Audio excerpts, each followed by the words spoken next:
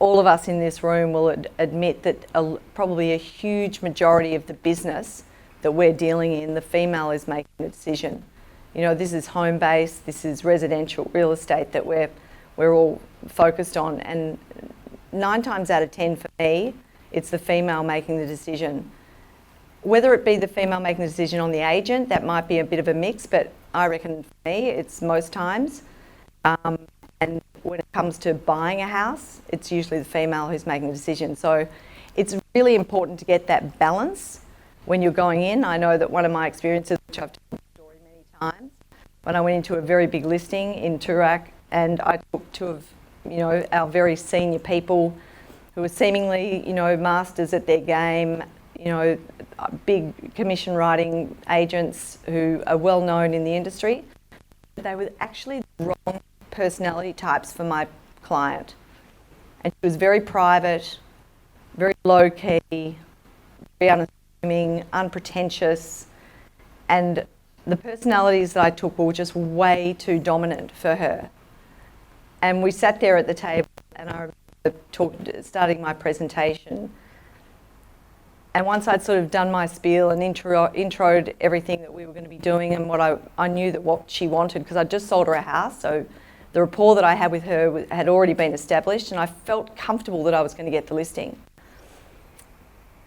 Anyway, my 2 colleagues, and they're still very, very well-respected agents, no names, they just were too strong for her, and they talked about some things that were irrelevant to her. It was not about, you know, talking about sales and people that we've sold for and trying to impress her with that sort of stuff. It was really more about how we were going to look after her. And that's what I offered as the female part of that, which she really liked. So I lost that listing, which was very painful. But it came back to me because it was actually, sometimes we all know that second agent in can sometimes work.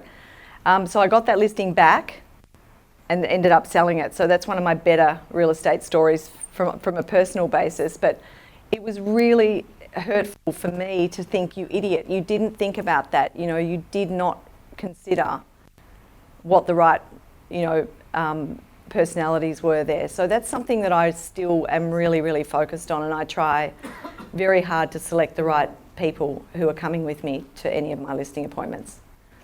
Elaborating on what Nicole said, about 3 weeks ago I was talking to a guy, and then I noticed the phone went off, and he looked at it and he says, "Don't worry, this guy's probably going to be a time waster." Right? And it was interesting because I said, "What do you mean by that?" He goes, "Oh, you know, chances are he's just going to pick my brain about something." I said, "Okay. Let me share with you my view and what I've noticed about successful people.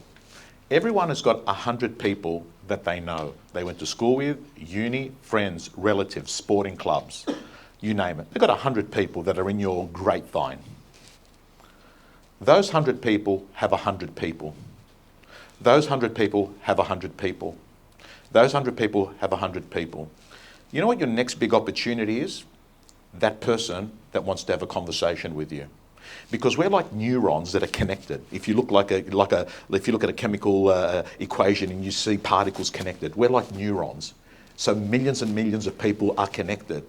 And I have to tell you, the amount of times real estate agents tell me they get these free kicks because 4 years ago, they had a simple 5-minute conversation with someone and said, "Here are the comparable sales, here's what's been selling, this is what I think," just help them out.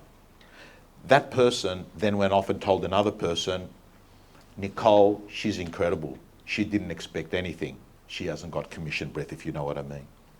I'm saying to you, don't do things with expectation. That's commission breath. The last thing I'm going to say before we go to break is Nicole was talking about listing presentations. In real estate, when I was a Ray White agent many, many years ago, I had a Ray White franchise. People knew me as being pretty much a 3-trick pony. 3 things I used to say at a listing presentation. And to this day, I have agents say, "Tom, what you said, that has changed the game so much for me." Here's the first thing, on the pre-list, when they'd ring me. It's given you a test drive of Real Estate Gym. Let me tell you, if you're a subscriber and a member of the gym, you'll be getting videos from our co-coaches all the time.